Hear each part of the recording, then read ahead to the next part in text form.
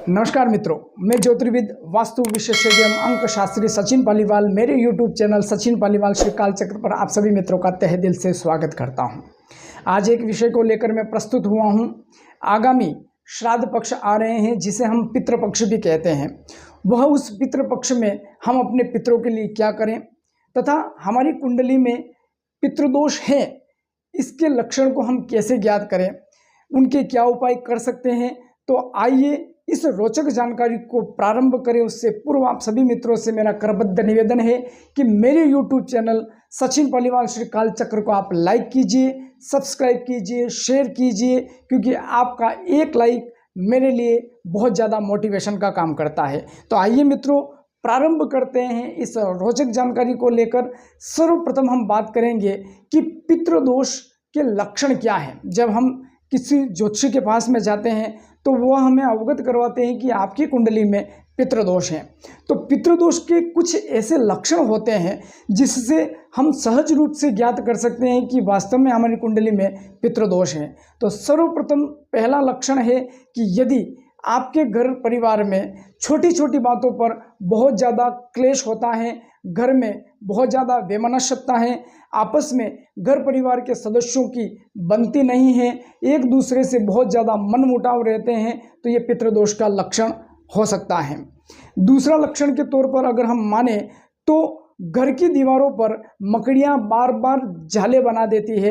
उन जालों को हम बार बार साफ करने के बाद में पुनः वह बार बार बना देती है। घर की दीवारों में सीलन सी आ जाती है, घर की दीवारों में दरारें सी पड़ जाती है, तो मान के चलिए ये पितृदोष का लक्षण हो सकता है।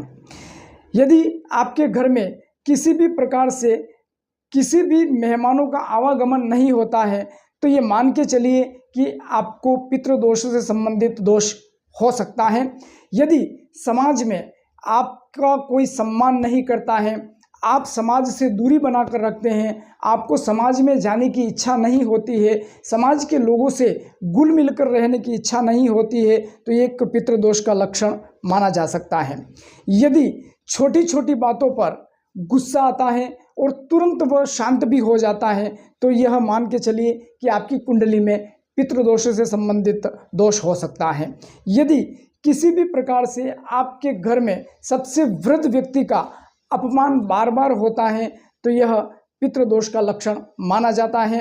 यदि घर में स्त्रियों का बार बार गर्भपात होता है तो आप मान के चलिए कि कुंडली में पितृदोष है।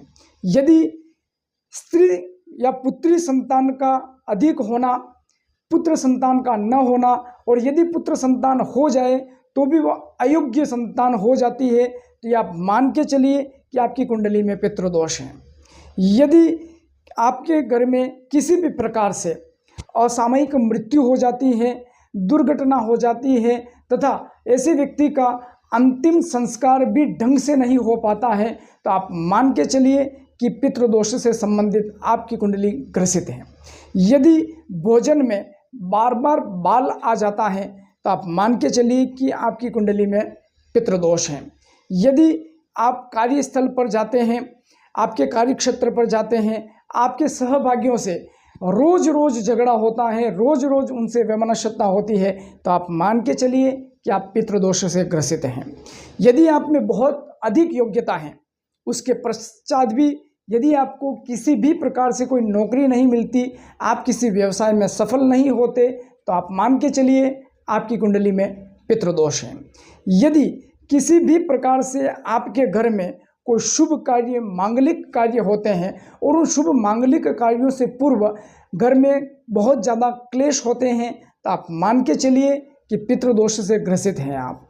यदि किसी भी प्रकार से आपके घर में एक से अधिक व्यक्ति बीमार रहते हैं तथा उस बीमारी में बार बार धन का अपव्यय होता रहता है, तो आप मान के चलिए कि आप पूर्णतया पितृदोष से ग्रसित हैं।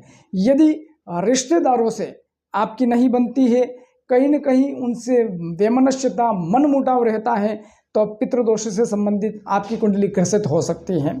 यदि परिवार में बेटा या बेटी विवाह के योग्य हो गए हैं और उसके पश्चात भी उनका विवाह नहीं हो पा रहा है, किसी कारणवश बार बार अड़चन आ जाती है, किसी कारणवश होते होते काम रुक जाता है, तो आप मान के चलिए कि कुंडली पितृदोष से ग्रसित है। यदि किसी भी प्रकार से हम अपने वृद्ध माता पिता या बुजुर्गों की सेवा नहीं कर रहे हैं, या हमें ऐसा मौका चाहते हुए भी नहीं मिल पा रहा है, तो यह कुंडली आपकी पितृदोष से ग्रसित हो सकती है। यदि आपको किसी भी प्रकार से आप में बहुत अच्छी योग्यता है, लेकिन उस योग्यता के अनुकूल आपकी प्रोग्रेस नहीं हो पा रही है, तो आपकी कुंडली पितृदोष से ग्रसित है। यदि आप किसी भी प्रकार से गर्भपात होता है स्त्रियों का, तो बार बार गर्भपात होता है, तो ये मान के चलिए कि कुंडली में या परिवार में कहीं न कहीं पितरों से संबंधित दोष हैं।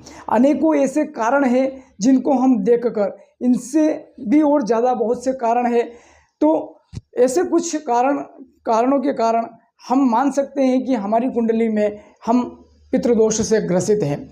यदि पितृदोष से ग्रसित हैं तो हम ऐसे इन पितृपक्ष में कुछ उपाय कर सकते हैं। उन उपायों के द्वारा हमें पितरों का आशीर्वाद भी प्राप्त हो सकता है, क्योंकि पितरों से हमें दो वस्तु प्राप्त होती हैं, एक संतति और एक संपत्ति। पितृ हमारे लिए अथाह संपत्ति छोड़कर जाते हैं, उनका हम उपभोग करते हैं, और वह हमें अपने वंश वृद्धि को बढ़ाने के लिए भी छोड़ के जाते हैं कि अब आपकी या हमारी जो वंश है उसको वृद्धि कराने का जिम्मा आपको है, ऐसा सौंप के जाते हैं। फिर भी हम जब इतना सब कुछ वो हमें दे के जाते हैं और हम उनका किसी भी प्रकार से श्राद्ध पक्ष में उनका तर्पण नहीं कर पाते हैं, तो ऐसे पितृ हमेशा श्राप देते हैं, और श्राप देने के कारण हमारी कुंडली पितरों से श्रापित हो जाती हैं।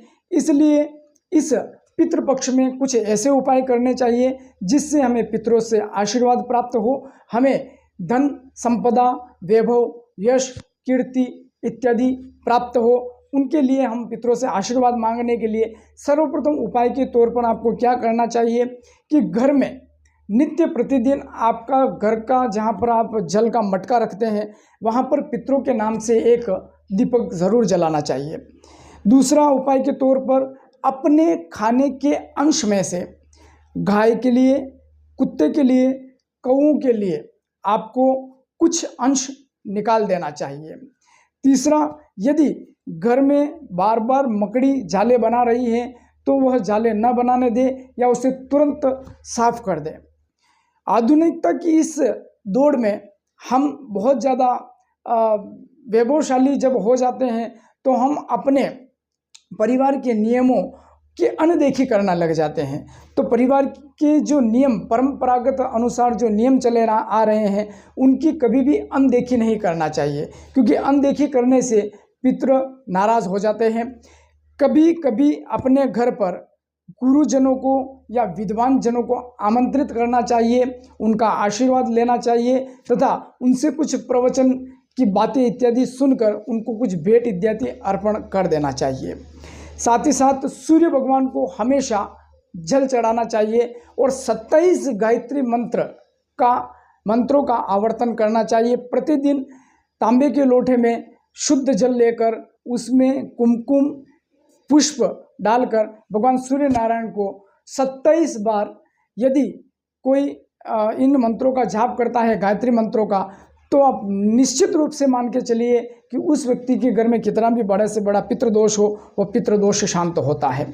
साथ ही साथ गुरुवार के दिन पीपल के वृक्ष पर जल चढ़ाना चाहिए और 7 परिक्रमा करके उस पीपल के वृक्ष से प्रार्थना करना चाहिए कि मेरी कुंडली में या मेरे परिवार में किसी भी प्रकार का कोई भी पितृदोष हो तो पितृदोष शांत हो जाए। यदि आप उत्तम से उत्तम और उपाय चाहते हैं तो आप गोदान कीजिए, ब्राह्मण भोज करवाइए, आप कन्यादान कर दीजिए, तो पितरों से संबंधित जो दोष होते हैं उन दोष का निवारण होता है। साल में एक बार एक पीपल और एक बरगद का वृक्ष अपने हाथों से ज़रूर लगाइए, जिससे भी पितरों का आशीर्वाद प्राप्त होता है तथा वह हमें आशीर्वाद देकर हमें बहुत ज़्यादा उन्नति की ओर अग्रसर कर देते हैं। अमावस्या के दिन खीर का भोग पितरों को लगाना चाहिए तथा उससे ब्राह्मण भोज करवाना चाहिए। तो ये कुछ वैसे उपाय हैं। साथ ही साथ और भी उपाय के तौर पर यदि मैं कहूँ तो तुलसी जो हमारे घर के आंगन में होती है उनका सम्मान करना चाहिए। घर में गंगा जल हो तो उसका सम्मान करना चाहिए। तो ये कुछ ऐसे उपाय हैं जिनसे हम अपने पितृदोष को शांत कर सकते हैं। अनेकों और भी ऐसे बहुत से उपाय हैं, अनेकों ऐसे बहुत से लक्षण हैं। तो ये जो पितृपक्ष आ रहा है, इस पितृपक्ष में हम अपने पितरों को खुश करने के लिए ये कुछ उपाय करके हम अपनी आर्थिक, राजनीतिक, सामाजिक उन्नति को प्राप्त कर सकते हैं। मानसिक एवं शारीरिक रूप से भी हम संबल हो सकते हैं। तो आपको इस वीडियो से संबंधित कुछ भी जानकारी चाहिए तो आप कमेंट बॉक्स में लिख सकते हैं। साथ ही साथ इस वीडियो को लाइक कर सकते हैं, सब्सक्राइब कर सकते हैं, शेयर कर सकते हैं। आशा करता हूँ आपको ये मेरे वीडियो अच्छा लगा होगा। आपका एक मोटिवेशन मेरे लिए बहुत ज़्यादा मोटिवेट करने के लिए आप एक लाइक कर सकते हैं। आज मैं मेरी वाणी को यहीं विराम देता हूँ।